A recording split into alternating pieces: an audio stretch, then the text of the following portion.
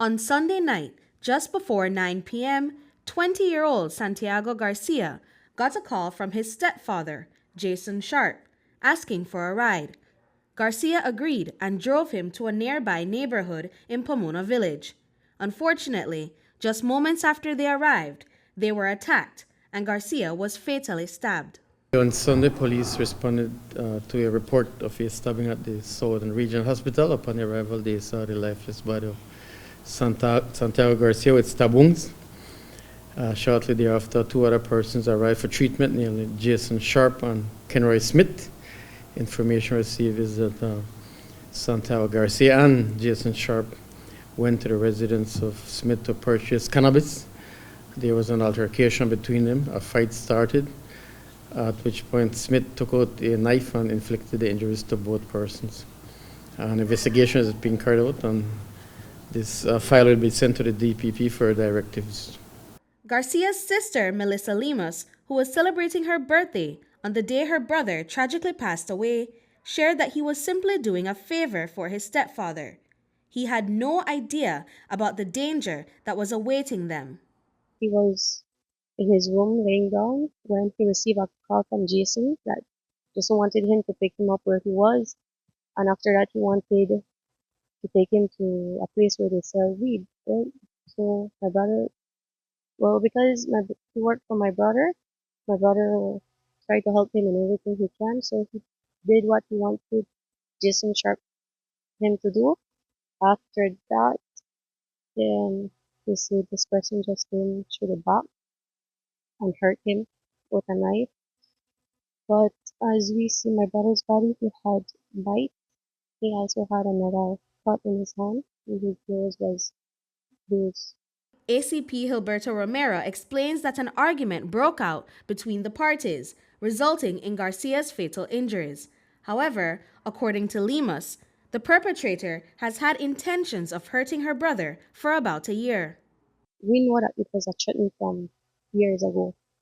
This threatening caused because my brother was a good person, right? He worked at CPBL, and whenever he come home and he see people by the bump side waiting for bus or anything, and he's not bringing my mother, he brings someone with him, and it looked like he started to bring this person lady.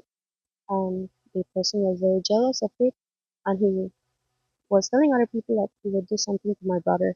Both Sharp and Garcia received stab wounds and were taken to the hospital, where Sharp is still recovering. Commissioner of Police Chester Williams explains that Smith handed himself over to the police shortly after the incident transpired. The guy Smith is the one who actually took the other two to the hospital for treatment. And following that, he went and surrendered himself to the police in Dangiga and explained to the police what had transpired. Lima shared that their brother's death has been incredibly tough on their mother, already in poor health and dealing with another recent loss in the family. This tragedy has hit her especially hard.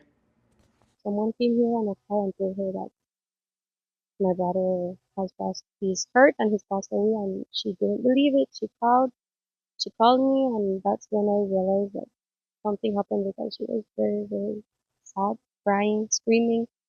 Santiago is remembered for his kindness and ability to make connections with strangers.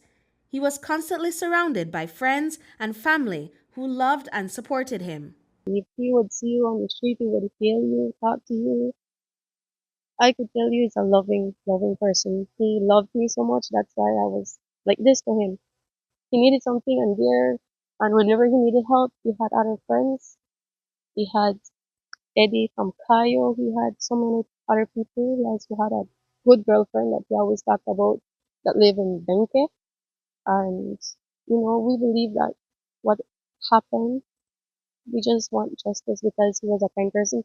At just 20 years old, Garcia had big dreams of honing his skills as a truck driver and dedicating his life to taking care of his mother and family.